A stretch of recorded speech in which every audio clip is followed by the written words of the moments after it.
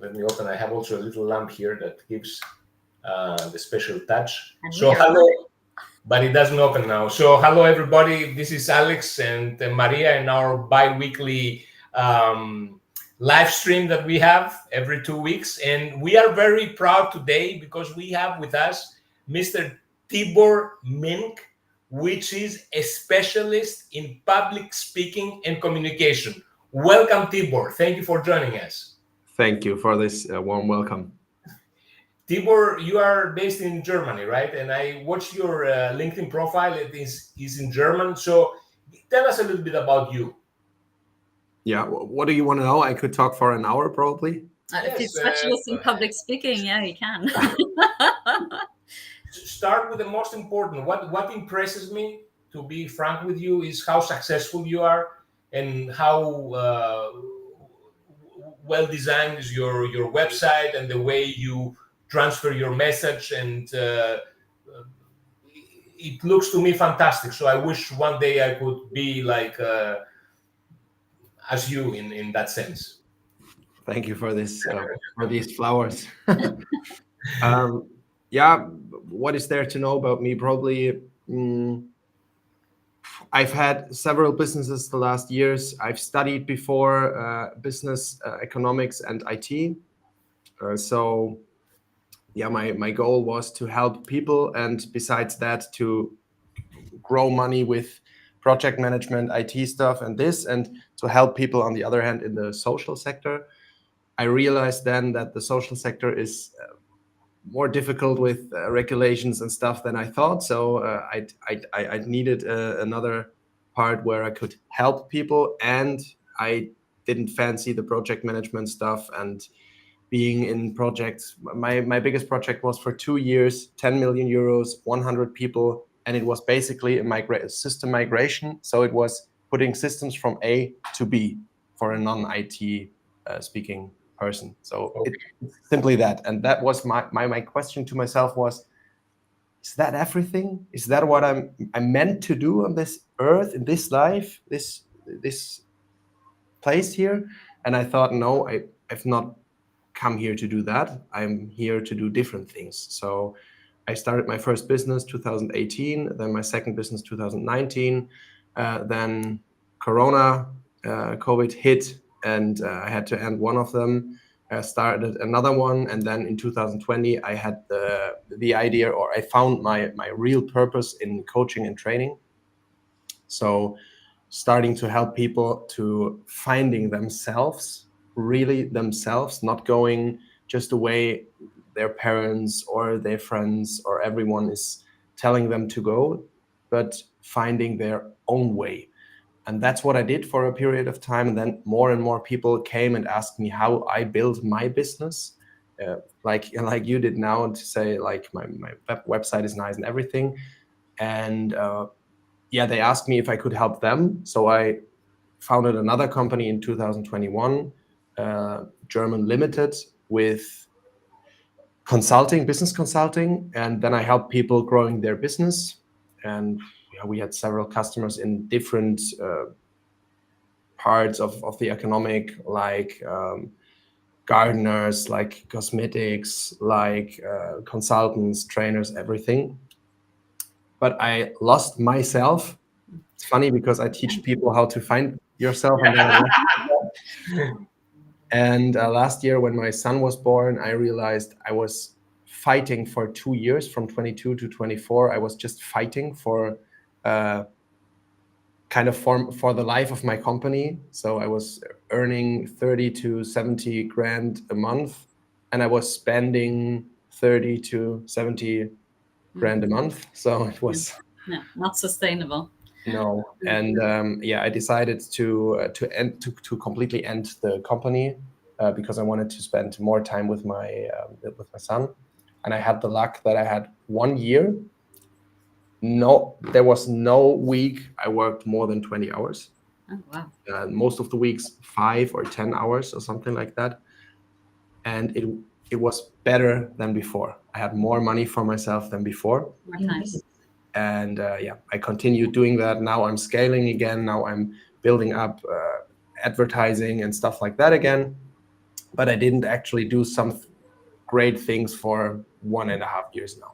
And I'm just restarting, or I just restarted a few months ago. But let me ask you this from pure interest, because I also, let's say, I didn't really go 100% for that, but I also experimented to become a coach, and that was something that it was very difficult to break through inside that industry. How you became a coach and how you started teaching people about the things that you are passionate. Did you, for example, get licensed to become a coach? How was that? And can you give me a feedback on that? Sure, I did many things like visiting workshops. I did coachings myself. I had trainings. I had lots of things. I spent over 300,000 euros in my development, my own development, from 2019 until 2023. It was in or 22. So in 3 years, it was 100 grand every year, about that. In my development, in my business, not in my business development, I spent even more in that, but only in my Personal development. in my personal development. And from that, most of things came to me, like the methods I use, the examples I use, besides the ones I created for myself. Like I got the Ibiza method, I got the K3 method. So I got methods on my own now, but lots of other models and stuff that is just really, really good from people 100 years ago or something. I reuse them, and I learned lots of them in different workshops and stuff like that. Yeah, you don't need to reinvent the wheel. There's a lot of stuff out there. I find it really interesting what you're telling me, because it seems like you go into a loop, right? So you do something and then you realize that you're losing yourself, that you're not finding your purpose, and then you go off and do something else, and then you realize again, and you keep readjusting and always coming back to that purpose. And at one point, you're actually teaching people to do that too, right? So it seems like there's something that always brings you back. And I don't know if it's the this COVID at one moment, your baby at one end. There's always something that grounds you back and reminds you, like, wait a second, you're getting lost in there. Yeah. So you're going through a cycle. Have you found a way to break it, to break the cycle? Do you feel like now you're on the right track with your 10 hours a week? And I'm definitely on the right track. I think there is always potential for improvement, but I think it's not everything is about improving. Not everything is about I've got lost optimizing everything. Yes, I've got lost in exactly that. I've got lost in the in Germany would say higher, further, faster. Yeah. So in that mentality and in scaling for scaling purposes, and now I've got a purpose for scaling. I've got a selfish purpose as well, not for the money, but for I love doing offline trainings with people. Mm-hmm. So I think there is a lot of magic in working offline with people. And the personal development is a lot higher than via camera, via online teachings and things like that. So I love that. But people have a high barrier of coming offline somewhere. Oh, really? Yes, it's at least in Germany, it's a lot higher than going to an online call. I feel that's going to change, because I think with AI and all, people are going to be looking more and more for in-person, connections. Maybe I'm wrong, but I have this impression that people are looking for more in-person events and networking and things like that than they were before. But I hope so, Maria, because I thought the same after COVID. Yeah, I thought people would run into my seminars and stuff like that, but it was worse than while COVID. It was easier to fill workshops while COVID than after it. And so I hope that more people will come by that. But my personal interest in scaling is helping people to achieve their goals and getting trust into my services, so it's easier for them to come to offline trainings. And that's why I want to scale my business online as well more, so it's easier to sell the offline part. Yes, I think there is no you cannot replace like the offline and the personal touch with any any kind of online whatever it is. And I mean, as we do also with Maria in the NBA, which is a small community here in Barcelona, it's an on-site event that happens, and it's great. Also, for me, that I work all the day basically in front of the computer, to go and see normal, I mean, real people. You know, that's, Yeah, we created the community for like small business owners. Lots of them are solopreneurs, and it's, I think everybody, even though it's 8 o'clock in the morning in Spain, which we were like nobody's going to show up, it's full every time, and people love it. So I think there is, that's what's make me think that, you know, there is a need, and maybe it's coming from a certain group of people, maybe the people who are smaller businesses working alone, and they need more, you know, peer support, they don't have a team and all that. So I think that might be also a certain category. But I think that people are craving, because we did try also to do a little part of it online. So the weeks we're not meeting, we do it online, and we have very very little traction on that one. So we're probably going to scratch it. But which shows that, you know, people really value the in-person meetings. Yes, I can imagine. Yeah. and we wanted to discuss today. The topic is to improve conversions in sales and team effort through better communication. Uh, do you feel that's a field that especially can take advantage of your knowledge and your experience? Can you specify the question a little bit? So the question is, so we put the topic how to improve your conversions in sales and your team effort by improving your effect through better communication skills. Um, so besides of personal development, um, you specialized on improving sales consultants, sales methodologies, or do I miss something here? I think it's more than that. The K, what's the expression in English? I don't know. K3 method. Let's say it Okay. like that. The K3 method is like the first K in Germany is the German word for clarity. So it's all about personal development, about finding yourself, about finding out who you want to be, what you want to do, what you don't want to do, and stuff like that. The second K is the German word for communication. No, it doesn't work with three C's in English. It just it's three C's. Yes, but don't worry, so it's okay. Yeah, but that would be awesome if it's three C's in English. So it's basically more than just sales communication. It's the whole concept of communication, because communication is basically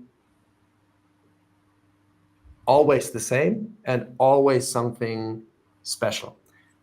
What I mean by that is, if you go into a sales meeting or something like that, and you have an appointment with a potential customer, the main part and the most important part is listening to them, really listening to them, being interested, and to getting to know them, getting their trust, and to understand their problems, to really understand their problems. If you really want to sell them something, if you want to sell them shit and just give it to them, then you don't need to know that. You can just say, buy that or I'll kill you or something.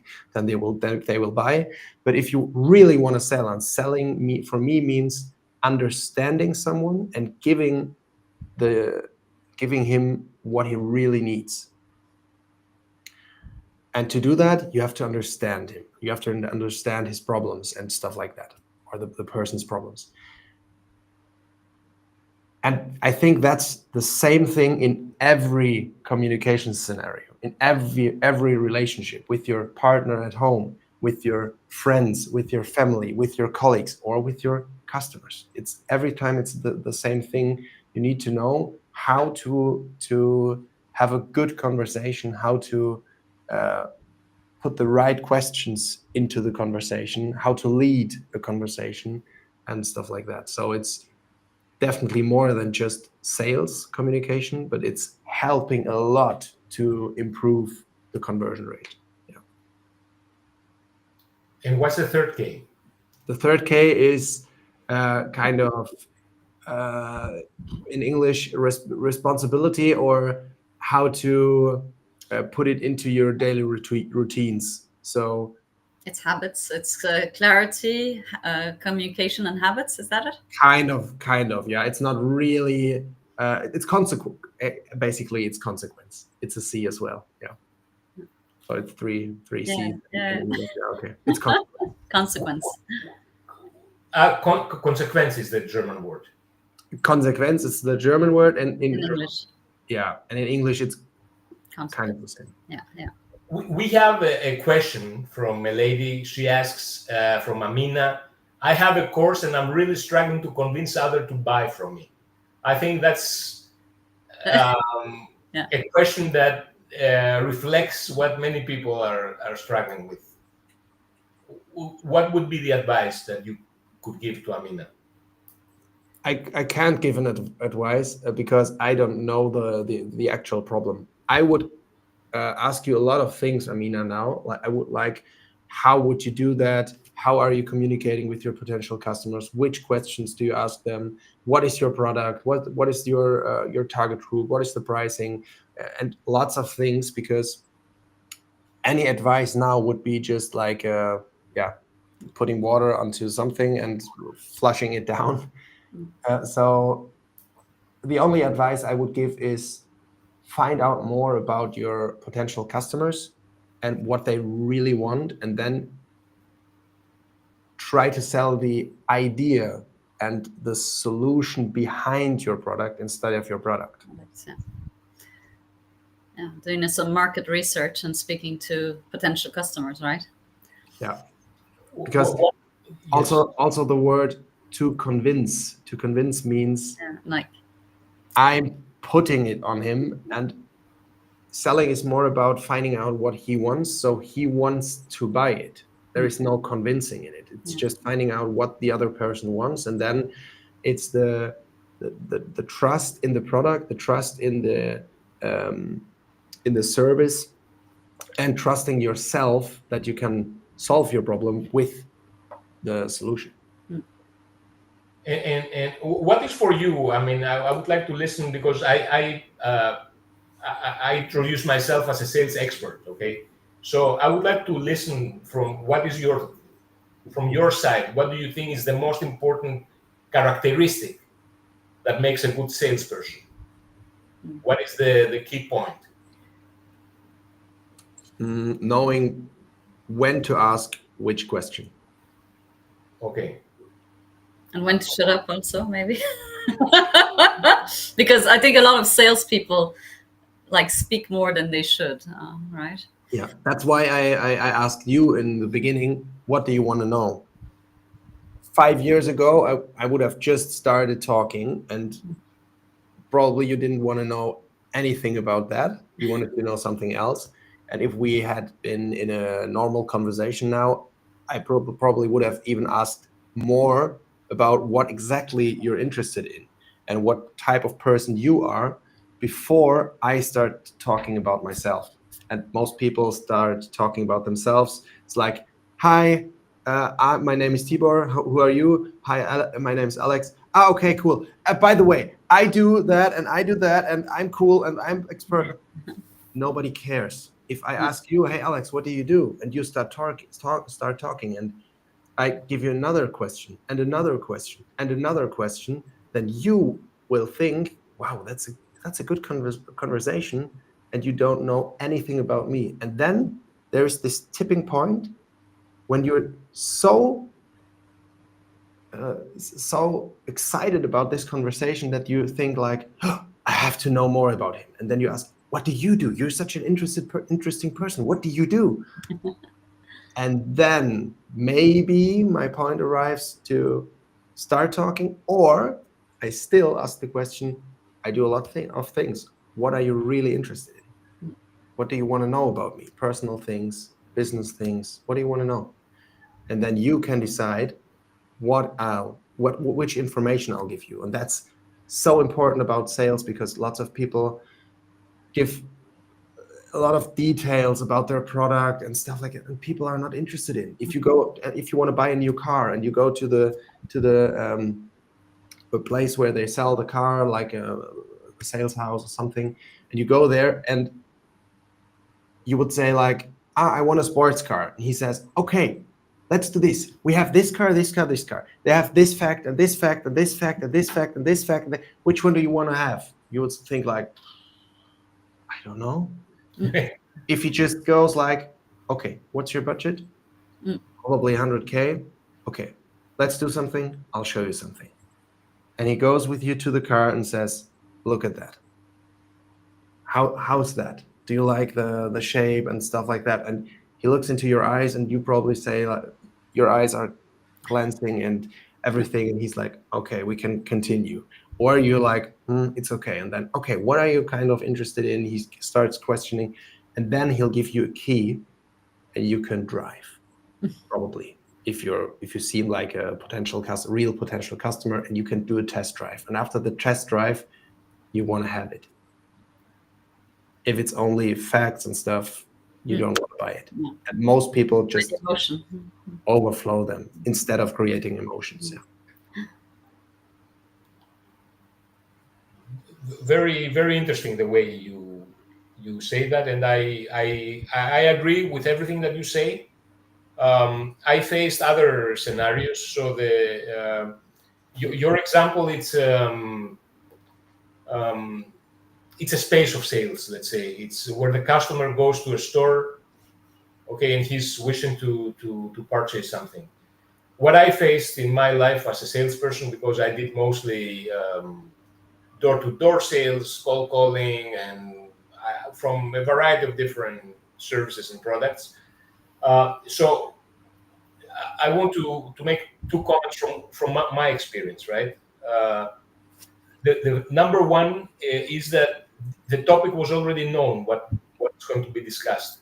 And sometimes I even provoke the topic by using some tricks. So, for example, I always put my pen here on my shirt to look like the salesperson. So, or I mentioned I'm the sales account manager, the sales consultant. So, to set the tone that this is going to be a sales call or a sales conversation regarding a topic that we both know. Now, what I certainly made me make the difference was my confidence. Now, on the confidence topic, that's a very long discussion, because what I see with many managers and salespeople, it's the confidence issue. It's way more profound than they think. So they start from a wrong basis, and they develop that afterwards, and then they try to find ways to, let's say, legitimize their confidence.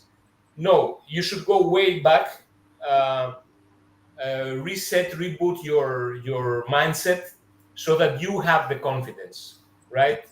So once you have the confidence, then you will sell, most probably. I mean, it's never guaranteed, but that is my number one strong point. So I sell through my confidence. Absolutely. But of course, the scenario is different of what you mentioned, and I totally agree with what you said about listening. That's a point that many salespeople are missing. I think the biggest difference is when you do door-to-door selling, you come to people who don't want to buy anything, and you have to be even more confident and even more pushy. Probably pushy, or you have to be even better in asking the right questions and to get them into emotions. As if someone goes to a supermarket or to a car store or something, they want to buy something. It's just kind of ordering something. You have to do a lot of mistakes that the people doesn't buy. Or that the person doesn't buy. So I think that's the biggest difference. But in both ways, you can get the deal or you can struggle with the deal. Yeah. And another point that I would like to mention in what you said before about the understanding the problems, what I noticed in my life, it's follow your gut feeling, and your gut feeling is going to tell you. I've done a lot of businesses which didn't work out, and the ones that did succeed, immediately they were somehow very friendly to me. I don't know how to describe it, how to put it otherwise. So immediately there was a love relationship there, and that developed. So if something you try like that and like that, it doesn't work, most probably it's not going to work. So it's my experience. So you need to, as you said before, you need to love what you are doing, and there needs to be like a chemistry. Yeah.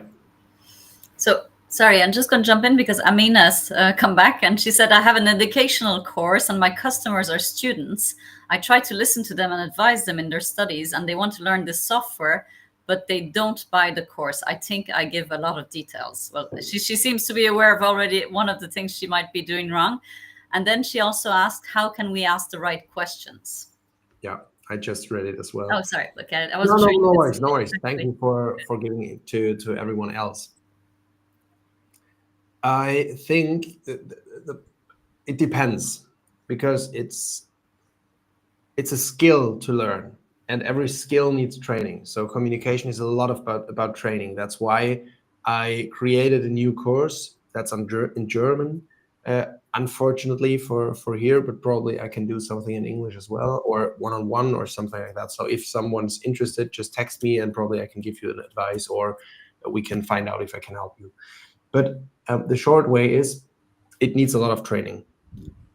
The even shorter way is think about which, or the question I'm asking myself, if there isn't a question immediately in my mind I could ask, because it's not like a guideline. Oh, that's the right next question. Yeah. Then that question Yeah, comes. that's not natural. It doesn't come natural. Yes, People yes. see through that. Yeah. Yeah, it has to be intuitive. But there is one question you can ask yourself, Amina, and that is, which information is helpful, and which information do I need or want from the other person to get further into the direction I want to get in this conversation. For example, if you just asked a person about their learning skills, it's educational course, so about their, probably, let's say it's about software, about Microsoft Office 365, and you have a course for that, and you ask them about, okay, how is your daily routine with that? And they say, yeah, I have to work 4 of 8 hours with Office 365. Okay, how do you feel? Most of the time it's difficult and I have bad feelings and stuff like that. Okay, can you specify that? Then it's like every time I want another information, I rather go deeper into the same topic, or I feel like, okay, I got enough information, we're deep enough, and I have enough emotionality in it, and I can go to the next step. And the next step probably would be like, okay, can you imagine how it would feel if you felt great with that and you'd have a lot of fun with Office 365? And then the person goes like, I can't really imagine. Okay, let's do something. Just close your eyes and think about, you go to work and you study your computer and you feel just good about it. What would change in your life? Oh, I would have more energy and that. So you could go that way. And then, okay, let's say there was a solution that helped you with creating that state, and with it would help you to get to solution X, Y, Z. Would you want to have that, or what would you gotta do about it, or what would it be worth for you, or something like that? And then you could go like, is the person really interested? Sometimes for a coaching, for me, or for my offer, for example, when I have someone who tells me he he has big problems in sales, or he has a bad relationship, but he wants to restart it, and he wants to go better in things, and then I'm like, okay, what would it be worth for you? And he says like, probably 200, 300 euros. Then I go like, wait. You just told me your life sucks, or your business sucks, or this sucks, or it's really bad, or something, and that's worth 200 or 300 euros? Are you for real? And then the person goes like, no, okay, no, it's more. And that I just wanted to say what I'm, no, not what your, not your budget, not stuff, what it is worth for you. And then most people go like, everything. And then you're like, okay. So if we can solve that, that's kind of worth everything. Yes. Okay. And then you have a different point from which you can start the sales or restart the sales process. Great framework. Thank you for sharing that. You're welcome. Thank you for sharing, Tibor. So if somebody wants to get in contact with you and wants to ask you how he can become better in all the things that you can advise, where can he find you? Instagram, LinkedIn. I have lots of German content on YouTube, even for free. I have free online courses for public speaking, also in German. Most of my content is German, but because most of my customers are German, from probably 300 customers, there is 290 German and 10 English. So the English possibility would only be one-on-one. But just text me on Instagram or on LinkedIn, and I'll reach out to you, and we can see how I could help you. Cool. Thank you. Thank you for being with us today. Thank you for the good questions. Thank Thanks. you for